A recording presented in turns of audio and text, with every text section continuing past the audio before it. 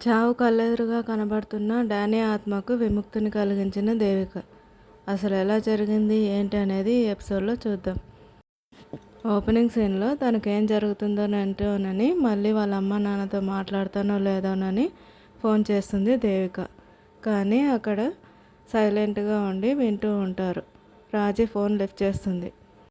Danny దగ్గర ఉన్నానని చెప్పగానే జగ్గి డానీ ఎవరని అడుగుతాడు. వెంటనే ఫోన్ కట్ చేస్తుంది దేవిక.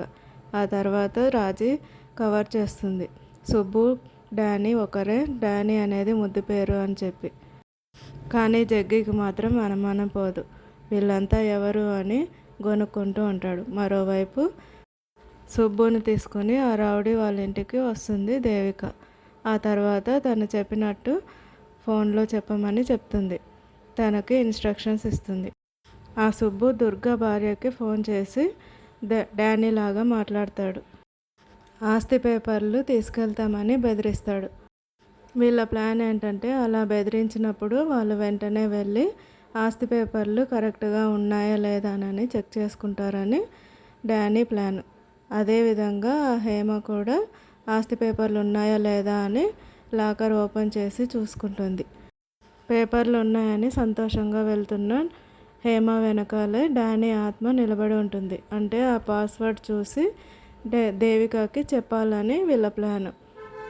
హేమ అక్కడి నుంచి వెళ్ళగానే డానీ మళ్ళీ బయటికి వెళ్ళి దేవికని తీసుకుని లోపలికి వస్తాడు. లోపలికి వెళ్ళేటప్పుడు ఎవరు చూడకుండా ముందుగా ఎక్కడెక్కడ ఎవరు ఉన్నారనేది తనకు చెప్పుకుంటూ తనని దాచిపెడుతూ చివరుగా లాకర్ రూమ్కి తీసుకుని వెళ్ళిపోతాడు. మరోవైపు ఈ హేమ నా దగ్గర నుంచే పేపర్లు తీసుకెళ్తాడో ఎలా తీసుకెళ్తాడో నేను చూస్తానంటూ మాట్లాడుతూ ఉంటుంది. అప్పుడే దేవిక వాళ్ళు పరిగెడుతూ ఉంటే ఫ్లవర్ వాస్ కింద పడిపోతుంది. ఆ శబ్దం విని ఏంటో చూసి రమ్మని ఒక రౌడీని పైకి పంపిస్తుంది. అతను వెళ్ళేసరికి దేవిక వాళ్ళు లాకర్ ఓపెన్ చేసి అందులో ఉన్న పేపర్స్ తీసుకుని అక్కడి నుంచి వెళ్ళిపోతారు. ఆ రౌడీ వచ్చేసరికి లాకర్ ఓపెన్ చేసి ఉంటుంది. దాంతో వెంటనే అరుస్తాడు. ఈ దేవిక పేపర్స్ తీసుకుని పరిగెత్తుకుంటూ వెళ్తూ ఉంటుంది. ఈ ఆస్తి పేపర్లు పోతున్నాయని కోపంలో హేమ గన్ తీసుకుని బయలుదేరుతుంది. వీళ్ళు పరిగెత్తుకుంటూ కిందికి వెళ్ళడానికి చూస్తూ ఉంటే హేమకి ఎదురుగా రాబోతూ ఉంటుంది దేవిక. దాంతో డానీ వెంటనే వేగంగా హేమ ముందు నుంచి వెళ్ళిపోతాడు. డానీ కనిపించడు కాబట్టి గాలిలాగా తన కళ్ళ ముందు వస్తాడు. దాంతో హేమ తల పక్కకు తిప్పుకుంటుంది. ఆ టైంలో దేవిక అక్కడి నుంచి తప్పించుకుంటుంది. ఆ తర్వాత దేవిక పరిగెత్తుకుంటూ వస్తూ ఉంటుంది. అప్పుడే తనకు వచ్చిన కళ గుర్తుకొస్తుంది. కళలో వచ్చినట్టుగానే దుర్గా దేవిక ముందు నిలబడతాడు. కోపంగా తన చేతిలో ఉండే రాయి తీసుకుని దేవికని కొట్టబోతాడు. కానీ క్షణంలో దేవిక తప్పించుకొని కింద ఉన్న రాయి తీసుకుని ఆ రౌడీని కొడుతుంది. వెంటనే ఒక్క దెబ్బకే ఆ దుర్గా పడిపోతాడు. దేవిక ముందున్న అతిపెద్ద ప్రమాదం ఈ దుర్గానే. అది కూడా దాటేసింది. ఇంకా సంతోషంగా ఆ పేపర్లు తీసుకుని అక్కడి నుంచి పరిగెడుతూ ఉండగా వెనక నుంచి ఆ దుర్గా భార్య గన్తో షూట్ చేస్తుంది. అప్పుడే డానీ దేవికని పిలవడంతో దేవిక తల తిప్పగానే ఆ బుల్లెట్ పక్క నుంచి వెళ్ళిపోతుంది. ఆ తర్వాత హేమ రౌడీలని పంపించి అది ఇక్కడే ఉంది పట్టుకోమని పంపిస్తుంది. దేవిక పేపర్లు తీసుకుని అక్కడి నుంచి పరిగెత్తుకుంటూ వెళ్ళిపోతారు. ఆ తర్వాత దెబ్బతిన్న దుర్గాని వాళ్ళ రౌడీలు వచ్చి ఇంట్లోకి తీసుకెళ్ళిపోతారు. కట్ చేస్తే నెక్స్ట్ సీన్లో ఈ దేవిక గవర్నమెంట్ హాస్పిటల్కి వచ్చి ఉంటుంది. ఎందుకు అక్కడికి వచ్చిందో అని చూస్తే అక్కడ ముసలామె హాస్పిటల్లో అడ్మిట్ అయి ఉంటుంది. ఈ రౌడీలు కొట్టి తరిమేసి ఉంటారు కదా, అప్పటి నుంచి హాస్పిటల్లోనే ఉండి ఉంటుంది. అక్కడికి వెళ్ళి దేవిక తనను తాను పరిచయం చేసుకుని నేను మీకు తెలియదు కానీ మీకు తెలిసిన వ్యక్తి నాకు ఫ్రెండ్ అని, తన వల్ల ఒక తప్పు జరిగిందని ఆ తప్పుని సరిచేసుకోవడానికి నన్ను పంపించాడని ఆ ఆస్తి పేపర్లు ఆ ముసలావిడకి ఇస్తుంది. దాంతో ఆ పేపర్లు చూసి సంతోషపడుతుంది. తన సంతకాలు చేసిన పేపర్స్ అని ఇంకెవరికి ఆ ఆస్తులు దక్కకూడదని చించేస్తుంది. ఆ తర్వాత మీకు ఎటువంటి ప్రాబ్లం ఉండదని దేవిక ఆ ముసలావిడకి మాటిస్తుంది. ఇంకెవరు మీ అనాథ శరణాలయం జోలికి రారు అని.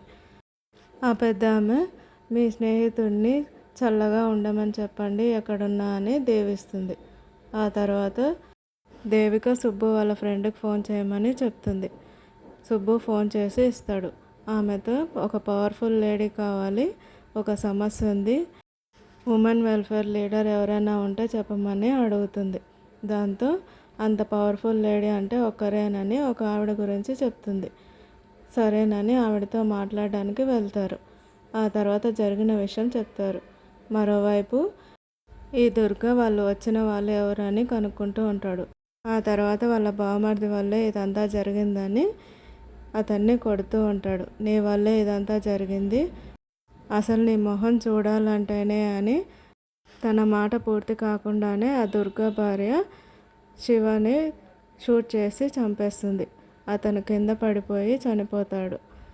సొంత తమ్ముడినే తన బావ చూడడానికి కూడా ఇష్టపడట్లేదని తన బావ కోసం తన చేతులతో తనే చంపేస్తుంది. ఎందుకు ఇలా చేసావని అడిగితే నీకు చూడాలని లేదు కదా వాడిని, అందుకే చంపేశానని చెప్తుంది. ఆ తర్వాత అనాథాశ్రమం నుంచి ఫోన్ వస్తుంది. ఎవరో ఆడవాళ్ళు వచ్చి గొడవ చేస్తున్నారు అని ఫోన్ చేస్తారు. ఎవరు వాళ్ళు అని అడుగుతూ ఉండగానే ఇక్కడ ఇంటి మీద కూడా గొడవకు వస్తారు. అందరూ రాళ్ళు విసురుతూ ఉంటారు. ఎవరు వాళ్ళు అంటే మహిళా మండలి వాళ్ళు అని చెప్తూ ఉంటారు.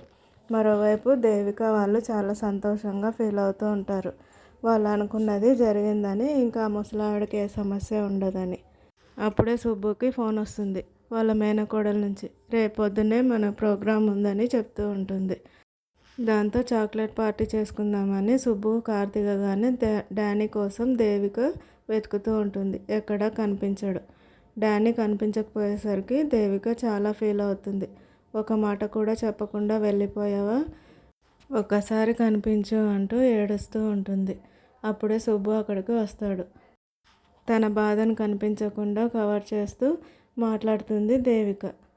ఆ తర్వాత దేవిక సుబ్బులు ఇంటికి వెళ్ళిపోతారు. ఇంటికి వెళ్ళిన తర్వాత కూడా ఆ రోజు రాత్రి డానీ గురించి ఆలోచిస్తూ ఉంటుంది. ఇంతకుముందు తనతో పరిచయం అయినప్పటి నుంచి ఇప్పటి వరకు తనతో మాట్లాడింది, తనతో తిరిగింది అన్నీ గుర్తు చేసుకుంటూ బాధపడుతూ ఉంటుంది.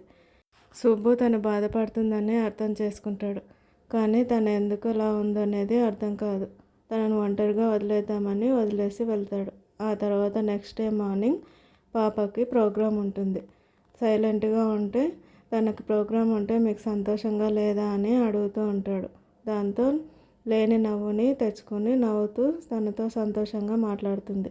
పాప పాట పాడుతూ ఉంటే బయట నుంచి మగ గొంతు వినపడుతుంది. డానీ పాడుతున్నట్టుగా వినిపిస్తుంది. దాంతో డానీని వెతుక్కుంటూ బయటికి వెళ్ళిపోతుంది దేవిక.